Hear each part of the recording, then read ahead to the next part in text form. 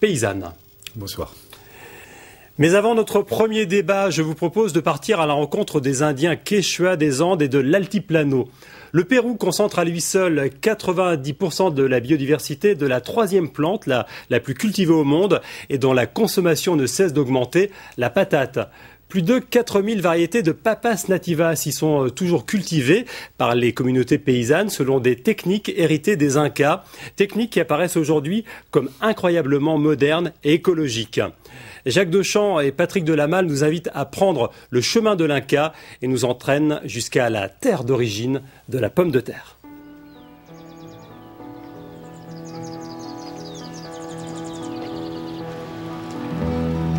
Il y a ici une légende. Elle raconte que les Incas, pour édifier leur empire, avaient un secret. Et ce secret n'était pas l'or, mais c'était le secret de la pomme de terre.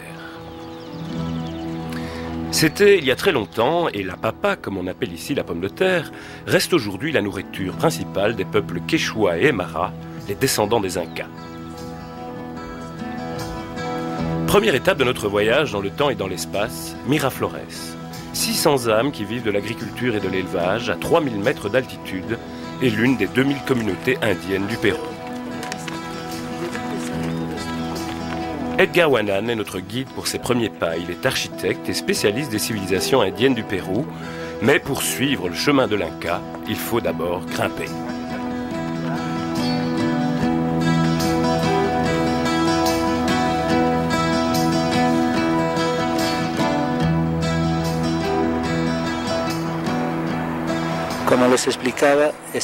Comme je vous l'ai expliqué, nous voyons ici des techniques d'agriculture durable avec le système de terrasses. Pourquoi cultiver en terrasse est-il intéressant du point de vue de la durabilité? C'est pour conserver les sols agricoles et éviter l'érosion. Mais au-delà, nous vivons aujourd'hui le grand problème du changement climatique et des températures trop basses l'hiver.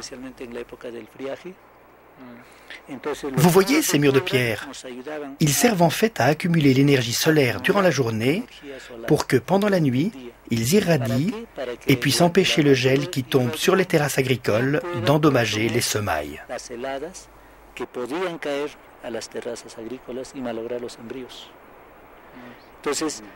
Donc, si nous nous plaçons d'un point de vue énergétique, c'est une manière de profiter au maximum de l'énergie solaire utilisée dans l'agriculture. C'est une pratique durable. Et qui se sert de la nature. Évidemment, et qui optimise les ressources que nous avons à notre disposition. Nous utilisons uniquement les matériaux locaux et la main-d'œuvre de la communauté.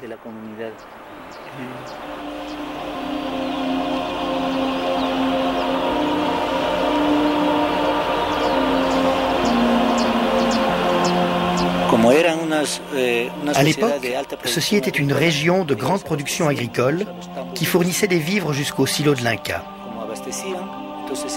Elle était réputée et enviée pour ses hauts rendements et pour la qualité naturelle de ses produits.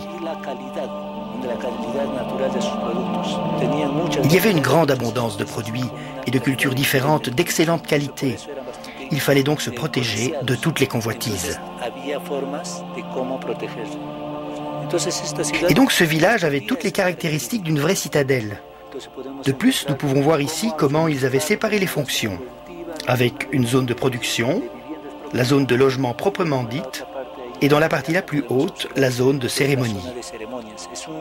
C'est comment dire, un centre de convergence énergétique. Mais avec le temps, ce bastion a été dominé par le catholicisme, qui a édifié ici une église. Une grande église, vous voyez, qui a servi comme instrument d'extirpation des idolâtries. C'est pour cela que cette culture a perdu son dialecte et beaucoup de ses traditions et de ses coutumes.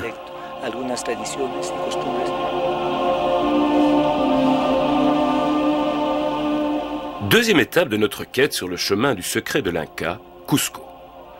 Pour les milliers de touristes qui déferlent ici en route vers le Machu Picchu, Cusco est une charmante ville coloniale. Mais avec un regard plus attentif, on peut voir inscrit dans les pierres le cataclysme de la conquête espagnole. Les conquistadors catholiques ont rasé la ville inca et n'en ont gardé que les fondations. Ils ont édifié toutes leurs églises sur ces ruines, comme pour mieux les écraser, les contraindre, les dominer. Notre guide à Cusco est l'ancien maire de la ville, Vidal Zambrano. C'est-à-dire que la ville de Cusco se trouve dans un vallée les plus riches de la région sud du Pérou. Donc c'est grâce à l'agriculture qu'a commencé un gros développement de la population et en même temps il avait des surplus agricoles qui a permis le développement de l'ethnie qui s'appelle Quechua.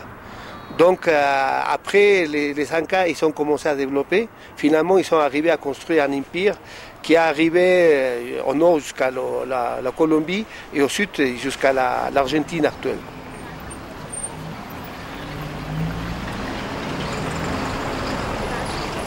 Quand les Espagnols ils sont arrivés ici, après 50 ans, la population il a diminué en 90%.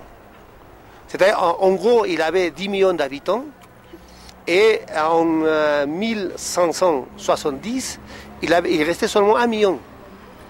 Et cet 1 million d'habitants, il a resté presque les mêmes pendant toutes les périodes coloniales. Mais c'est surtout maintenant qu'il commence à avoir une force pour la récupération de la culture inca, parce que vous savez que maintenant, chaque année, il y a plus de population dans la montagne, à différence des choses qui passent en Europe. En Europe, maintenant, les montagnes se vident, il y a moins de population. Ici, non, c'est à l'inverse. C'est grâce à quoi? C'est grâce au système de production et à les connaissances qui se transmettent chaque fois comme plus de force. Et en même temps, il y a les gens qui habitent, mettons, dans la ville, ils commencent à comprendre la rationalité qu'il y a derrière ça, qui a permis à cette population de survivre dans des conditions très dures et difficiles comme ce sont les montagnes. Les Indiens du Pérou cheminent toujours à pied sur les vestiges de la route des Incas, un réseau de milliers de kilomètres de sentiers pavés qui reliaient entre elles toutes les zones de l'Empire à travers les Andes, l'altiplano et la forêt. Rachi est notre troisième halte sur le chemin de l'Inca. Ici comme ailleurs, les Indiens sont totalement christianisés, mais ils ont gardé de nombreuses pratiques et coutumes de l'époque Inca, comme cet art de la poterie qui reste la principale ressource de Rachi aujourd'hui.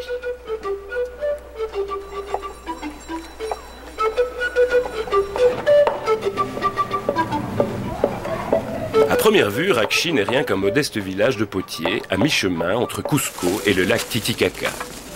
Mais Rachi est d'abord un site archéologique de toute première importance.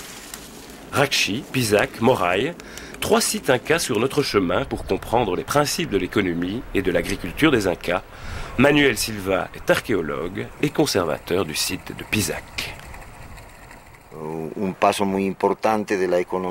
Une caractéristique importante de l'économie des Incas était précisément l'intensité des échanges entre les produits de la forêt, de la montagne et de la partie haute de l'altiplano, ce qui correspondait à l'ensemble du territoire de l'Empire Inca. Donc, l'économie était basée sur cet échange interne de produits qui venaient de tous ces environnements différents. Et au milieu de tout cela, on trouvait ce type d'entrepôt, comme on peut les voir ici à Rachi. Ils avaient une double fonction, le stockage des aliments et la réfrigération naturelle pour la conservation.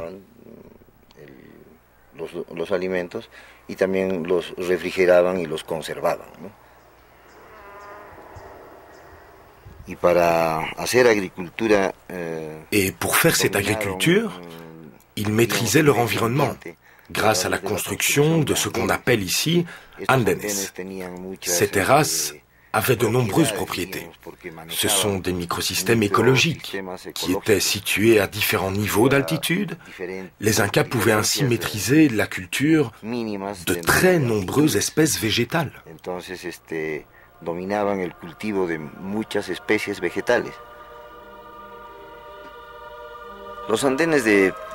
Ainsi, les terrasses du site de Pisac ont une particularité remarquable. Elles contrôlent toutes les altitudes écologiques de la montagne.